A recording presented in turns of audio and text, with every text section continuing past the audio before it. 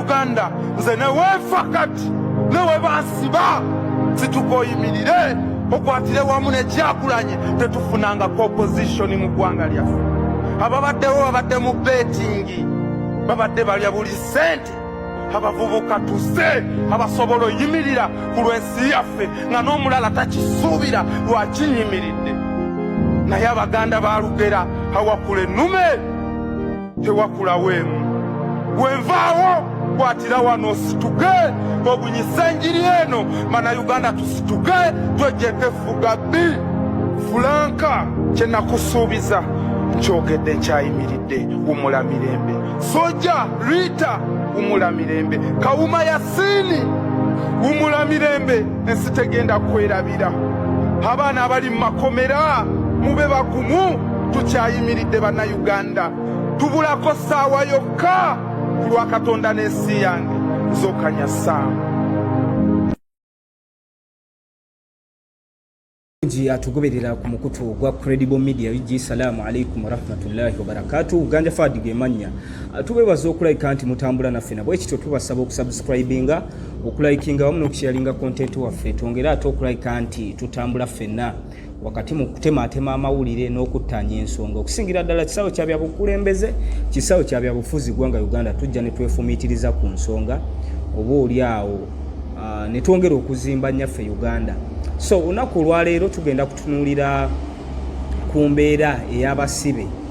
Abasibe bano abaavaayo okulabika nti balaga obutali bumativu mu nsonga za buli bwanguzi ezikutte wansi ne waggulu mu nnyaffe Uganda. Olunaku lwali lwa 2 ennaku z'omwezi 23 abavubuka ab'enjawulo baavaayo okulabika nti basitula eddoboozi lyabwe n'okuvaayo fizikali okulaga obutali bumativu ku buli bw'enguzi obukutte ejjembe mu parliament y'eggwanga Uganda ekireetedde oba oli awo obuweereza service delivery obutatuuka ku ground era nga kino kireetedde Uganda oba oli awo Bannayuganda obutajeyagaliramu. So ekyo kireetedde abavubuka abeeyita ba Generation Z oba Generation Z okulaga obutali bumativu mu mbeera nga bwetambula. So lunaku olwokubiri baavaayo ne bakwatibwa era abavubuka abasinga bwe bakwatibwa babatwalirawo ku alimanda eruzira babasimbirawo mu maaso g'omulamuzi n'abasindika ku alimanda era ne kitegeerekeka nti bagenda kuddizibwa mu kooti oba mu maaso g'omulamuzi ng'ennaku z'omwezi zigenda beera 5 omwezi ogw'omunaana. Naye mu baakwatibwa mulimu ate abataatwalibwa oba oliawo ku alimanda omuli Okanya Samu abasinga gwe bamanye nga Sami the Mighty Family obamutwala straight wali ku CPS naye ng'amateeka ga Uganda nga bwe tugamanyi nti omusibe taba mu custody ssaawa zisukka 48 naye Samu okuva lwe babakwata ku lunaku olwokubiri ne buli kati ye talina ttiimu ya banne. Kati abasinga beemulugunya bagamba poliisi omulimu gwayo kukwasisa mateeka ate mu kaseera kano balabanga yeekola ki yeemenya amateeka. So bantu bavaayo okulaga obutali bumativu. Ekisookera ddala ekikola ekyakolebwa okusiba abavubuka bano nakyo kiriko ebibuuzo. President Museveni bw'aba yavaayo n'enteekateeka nga yakulwanyisa buli bwanguzi abavubuka bano ne bavaayo nabo ne bagetinga concerned oba ne balaga nti bibakwatako ne bajja n'ebipande kuba enguzi emaamidde nnyo mu ssiga erikola gavumenti erya parliament n'ebitongole ebya gavumenti oba ne mu masiga amalala enguzi gyeri. Ne bwe kiba nti parliament nga n'omulimu gwayo gwa kulondoola oba oli awo ensimbi w'omusolo kuba bayisa budget president n'agiteekako omukono ng'essiga eri executive kati ate bo ne basigalawo nga oversight oba okutunuulira ensimbi w'omusolo butya bwesaasaanyiziddwa. Naye ate mu bo bennyini ne batandika okulabika nti beegabanya ensimbi w'omusolo mu mbeera za mbukasiimu n'ebintu ebirala ngeri gye batwalamu ssente mankwetu bo kennyini ne bavaayo ne beerumiriza. President Museveni statement gye yakola yagamba nti banaye mbadde mbiwulira mu ŋŋambo naye kati nategedde n'obujulizi nabufunye era ababaka nga ba Akamba ababaka nga ba Sise Donizia Namuju bonna babayingiza oba oli awo babakwata ne babatwala mu mbuga z'amateeka. Bano bamawanda baasibibwa tuzze tulaba sipiika w'eggwanga nti n'atuuka ne ku extent ensi ziri omuteekako sanctions naye ng'oba oli awo kubimuteesezaako sanctions ensonga za nguzi.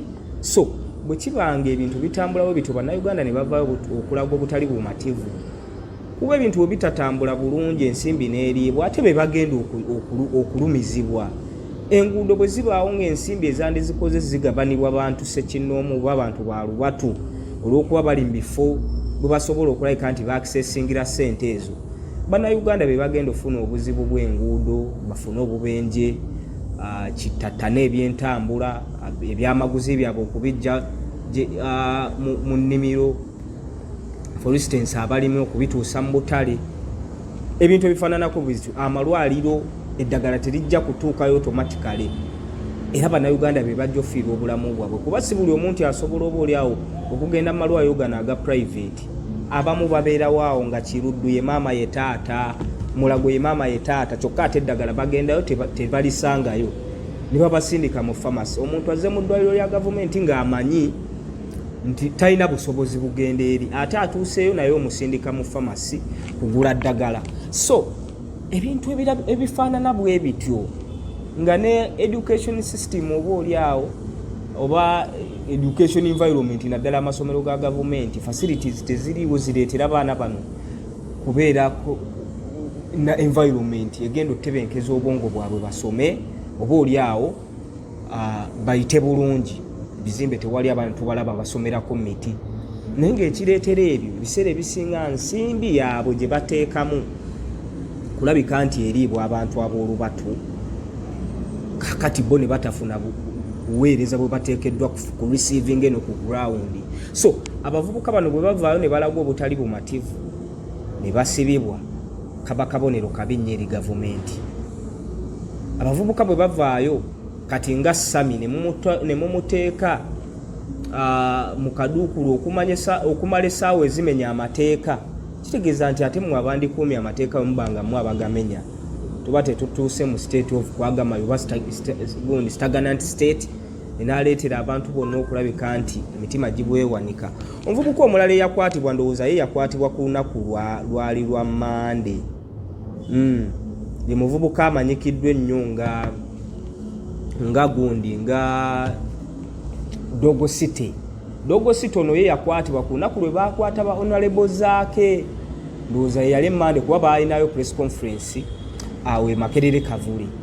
Ne bajja ekibiina kyali kijjaguza emyaka gya kyena nga kiri mu buweereza, nga ndowooza balina ensonga nnyingi zo ze bagenda okutunulamu, okwefumiitiriza wa gye bavudde, obunafu buliwa, kuba bino byonna ebibaddewo kuva lutwala Basaga ya Mpuuga ey'obukadde 5 wabaddewo entalotalo eziri 4 naye basobola zivaamu bati. Ebintu ebifaananako we bityo, ekibiina ekito bwe kityo ate ekyayanirizibwa bannayuganda ne bakiwa obuwagizi, ne bakivujirira obuwagizi obwakiteeka mu position ey'okubeera nti be bakulira oludda oluvuganya gavumenti mu parliament, nga oba oli awo n'abantu abamu basigala batolotooma nti oba oli awo gwe baawa entebe yaabwe bakwata oba oli awo mu ntebe ye n'atagituula, mbagiteekamu amaggwa ne bagimulemesa wakati mu kugiwamba.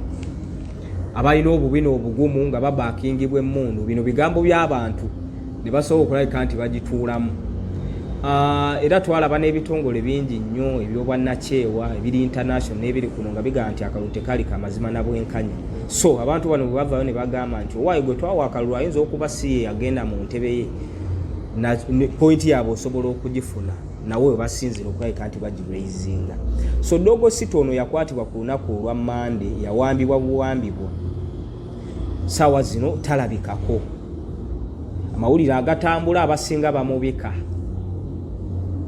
kuba mbutuufu omuntu bw'abanga yawambibwa nga in fact teri amanyi nti oba bamusibira poliisi ya wano Makindye oba ali ku CPS oba ali Wandegeya, teri amanyi. So mu mbeera ezifaananako bwe zito kiba kyennyamiza ebintu bibanga birwaningibwa bwe bityo mu ggwanga Uganda. Abavubuka bangi nnyo abaasibibwa abamu baabata, kuba kati twalaba ababaka era nabo be baakwata mu mbeera y'emu yabunkenke obwali buteereddwawo. Abavubuka ndowooza ne bataagala nnyo nkuŋŋaana ezo zigenda mu maaso, oba oli awo bandivudde awo ne batandika okuteekawo obwegugungu.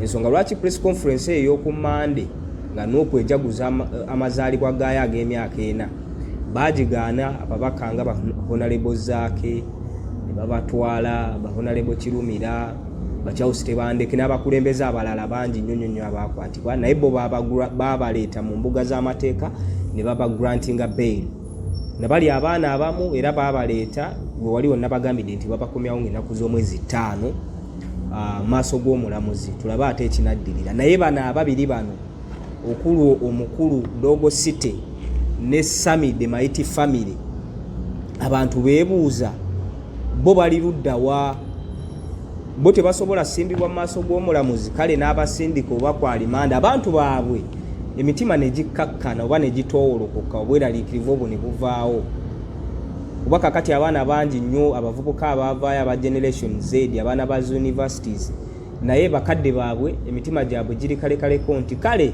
wadde bali mu nkomyo naye tumanyi nti bali luzira ne kati Sami teri amanyi mbeera gy'alimu ya bulamu bwe Dogo City teri amanyi obulamu bwe buli butya ssaawa zino so ekyo kireetera abantu emitima okulayika nti gikola ki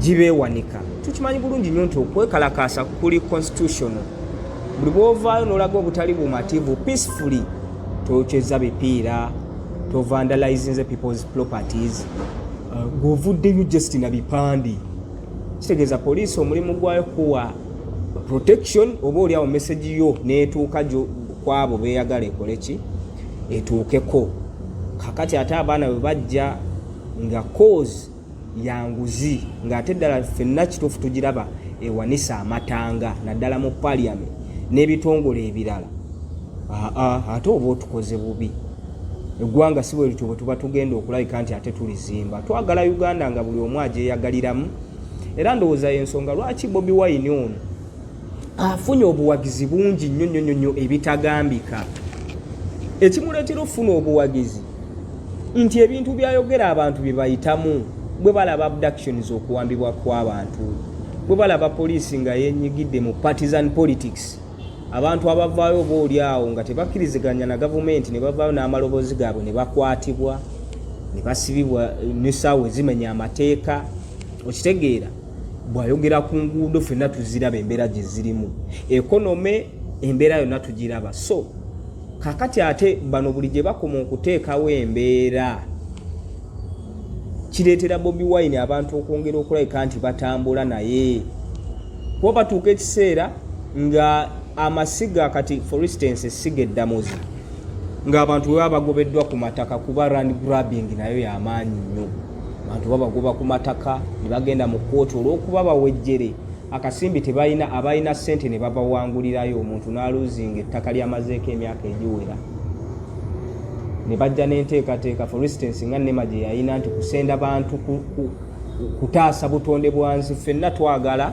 obutonde bwansi butaasibwe naate bwe butaasibwa tusooke kufumiitiriza nnyo ku baana bano abato abaana bano munne ku bannansi sorry kuba munnansi asinga ate obutonde bw'ensi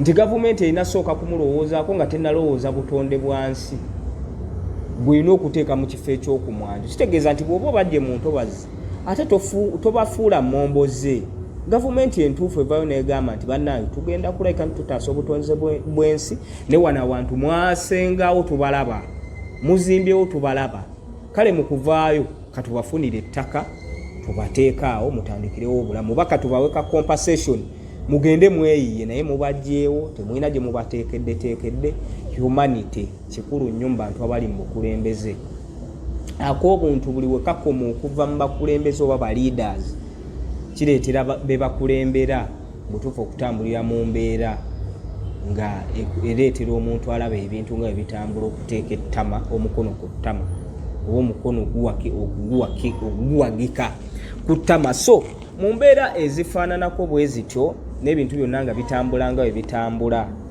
bannansi ndowooza bandiwuliziddwa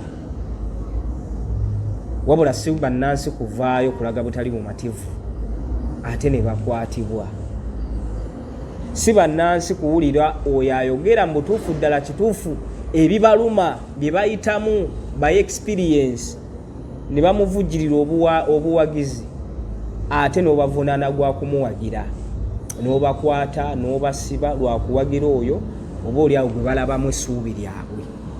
So mu mbeera ezifaananako bwe zityo tukondeeminga, tuvumirira ne bannayuganda bonna kino kye mbasaba tuve tukondeeminga ebintu bino kuba leero kituuse ku Sami oba kituuse ku Dog City.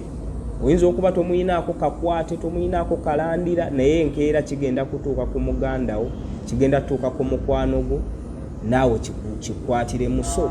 Twetaaga okukondeeminga ebikolwa ebifaananako bwe bityo. Abaana bano baleetebwe banjulwe mu mbuga z'amateeka, okibanga ddala kituufu balina emisango gye bazza, babasimbe mu maaso g'omulamuzi, abasindike ku alimanda bwe babanga ddala kituufu emisango gibasse mu vi. Naye ate okuteekawo embeera ey'obweraliikirivu kyennyamiza.